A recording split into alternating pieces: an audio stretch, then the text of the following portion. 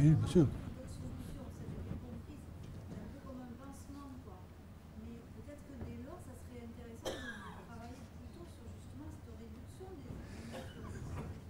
Le- Ça le- a un coût et que. la réduction des émissions, je crois qu'on y travaille tous. Bon, donc, comme je l'ai montré, ça va représenter quand même une grosse partie, je dirais, des réductions. Enfin, bon, pratiquement plus de 50% des réductions à terme. Ouais, parce qu'en fait, la question que je me dis, c'est ah ben tiens, si on a trouvé une solution pour stocker les gaz qu'on émet, bah, du coup, pourquoi on ne continuerait pas à en émettre? Vous voyez ce que je veux dire? C'est un.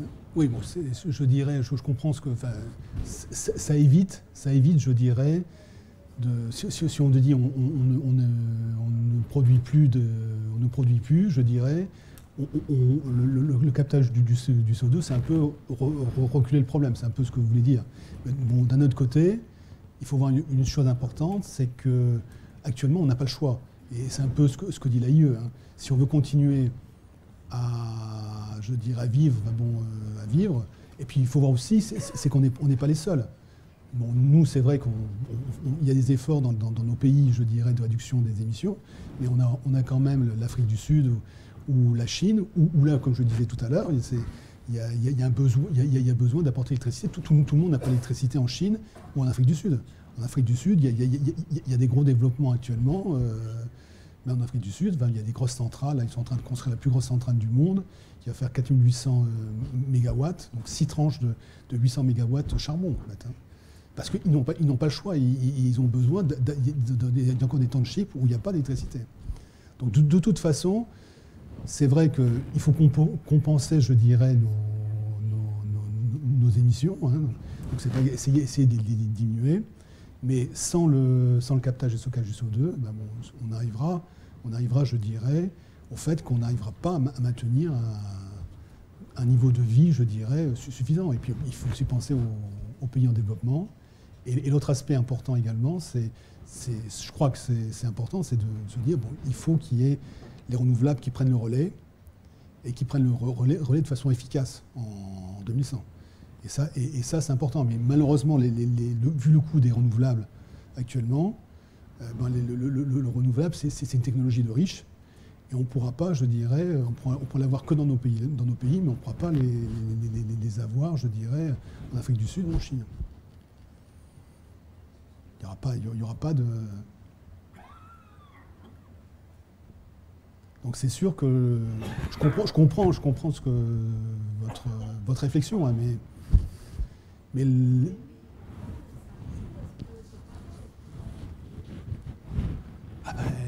c'est aussi un des enjeux, je dirais, de l'accord que j'espère qu'il sera signé, le post-Kyoto, je dirais.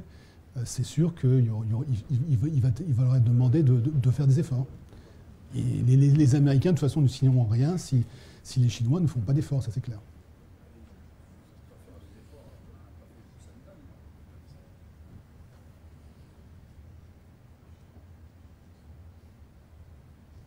Donc c'est sûr qu'il faudra un compromis. C'est ça, il faudra trouver un compromis. Oui.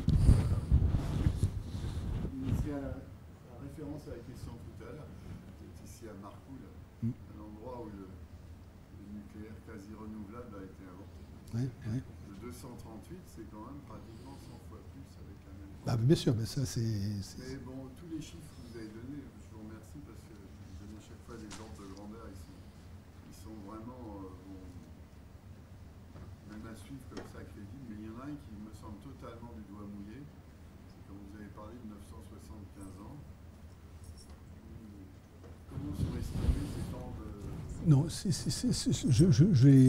j'ai dit ça sur le temps de la plaisanterie tout à l'heure. C'est vrai que la première fois qu'un géologue à l'IFE m'a présenté son modèle.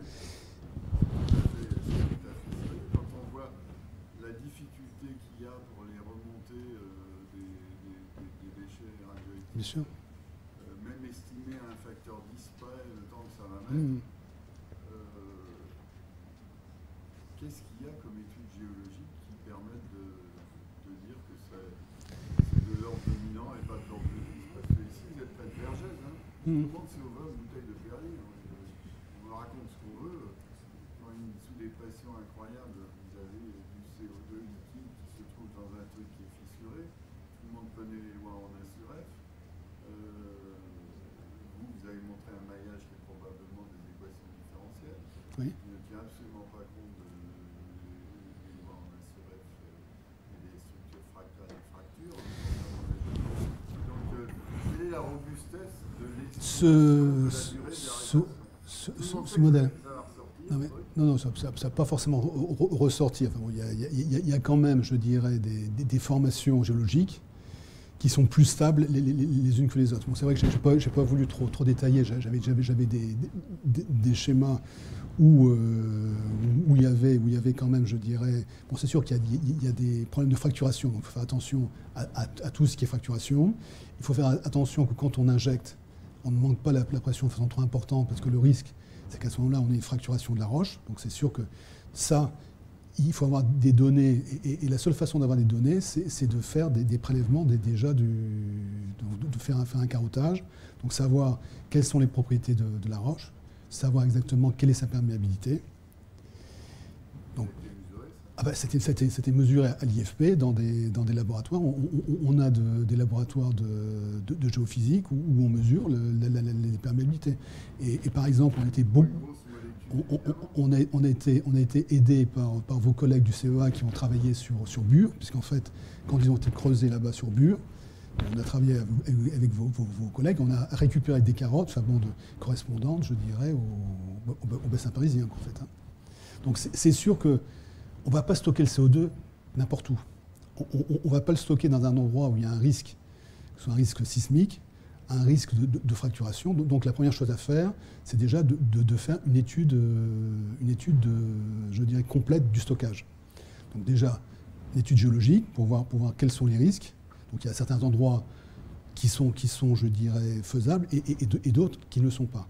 Donc c'est sûr qu'on sait par ailleurs que dans les aquifères qui sont coincés dans des différentes couches d'argile, on sait très bien qu'après, le CO2, il va être coincé. C'est un peu ce qu'on a montré déjà, puisqu'on a quand même l'expérimentation de Sleipner, qui a commencé en 1996, donc ça fait quand même 16 ans. Hein. Donc on a quand même le recul.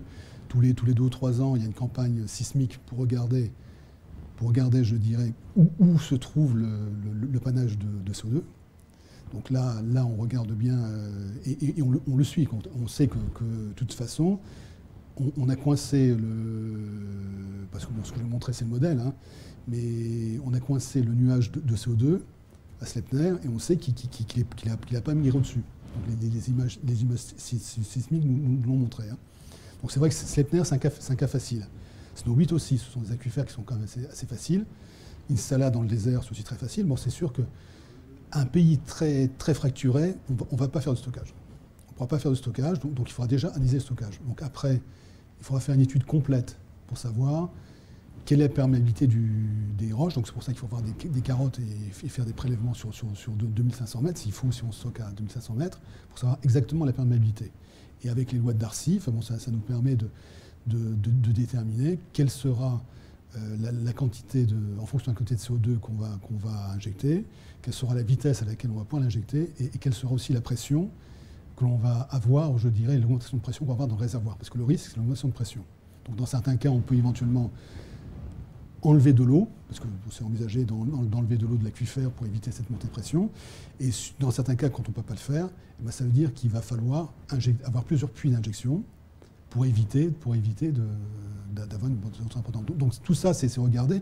Il y a toute une étude, je dirais, d'ingénierie de réservoir.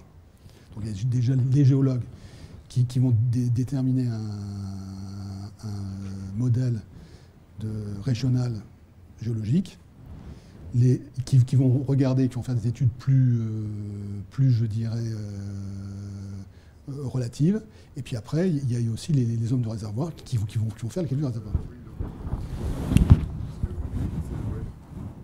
Vous avez fait l'analogie avec Bure, vous avez Bure d'être dans la hypothèse qui détermine les perméabilités à l'eau et les roches autour de Bure. Alors là, je peux vous garantir que les thésards consciencieux savent qu'ils travaillent à un facteur 10 ou 100 par institut de l'exponent. La chance qu'il y a dans les stockages à Bure, c'est qu'il y a des régions qui sont des argiles sur lesquelles c'est même pas la peine de définir un coefficient de diffusion, parce que c'est du point de vue physique physico-chimique, quelle que soit la pression, c'est complètement étanche. Ma question, c'est, je me suis jamais posé, est-ce que pour le CO2 aussi, il y a des types de... Bah, bien sûr, les argiles, c'est pour ça qu'on pense à... je peux vous dire que c'est des roches de couverture qui sont complètement... Le risque qu'il y a, c'est les risques le risque principal, c'est le risque de fracturation et de faille dans ce type de et c'est le risque principal. Ce qu'il faut surtout, c'est éviter les réseaux de failles. Donc, sur Snow 8, sur Snow 8, par exemple, ils ont des failles. J'aurais pu vous la représenter. J'ai dû accélérer un petit peu à un moment donné. Mais sur Snow 8, ils ont des failles. Et je dirais, ils en ont tenu compte, je dirais, pour ne pas prendre en compte certains réservoirs pour faire l'injection de CO2. C'est bientôt l'heure du journal de 20h. Il faut laisser rentrer les gens chez eux. Une dernière question. Oui. A priori, comme il y a déjà eu, si je ne me trompe pas, il y a déjà eu des exemples de déchargement assez sauvage de captage de CO2 naturel. Oui. En Inde. Non, c'était au Soudan. Au Soudan. C'était le lac Nyos, mais donc là, le phénomène qui s'est passé, c'était le lac. Donc lac Nyos, c'est un volcan, c'est un volcan, je dirais, dans lequel je dirais il y avait justement le CO2 qui s'était accumulé en fond du lac, de la rétention, et il y a eu un phénomène thermique, et c'est sûr que là le CO2 est remonté en fait. Hein. Il y a eu 1000 morts malheureusement. C'était plutôt un stockage dans le sous-sol, un souterrain. Souterrain. Non. Donc c'est sûr qu'on sait que le CO2 c'est un gaz dangereux. Enfin, il faudra prendre des mesures de sécurité au niveau des installations de surface. Hein. Il n'y a pas d'exemple. Non.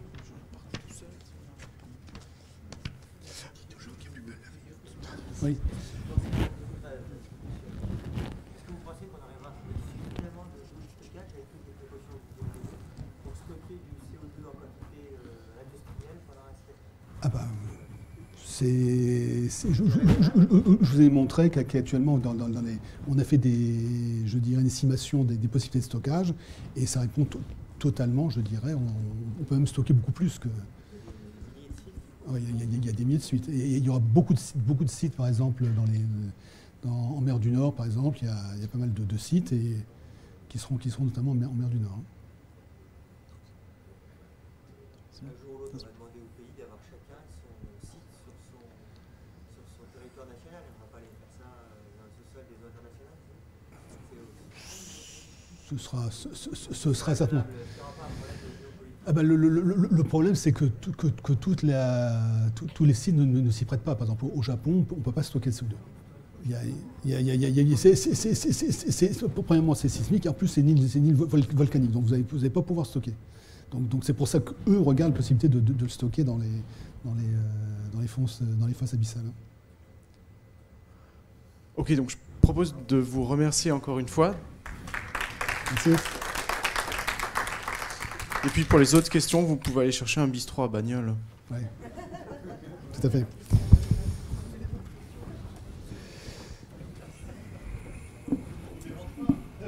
Non. On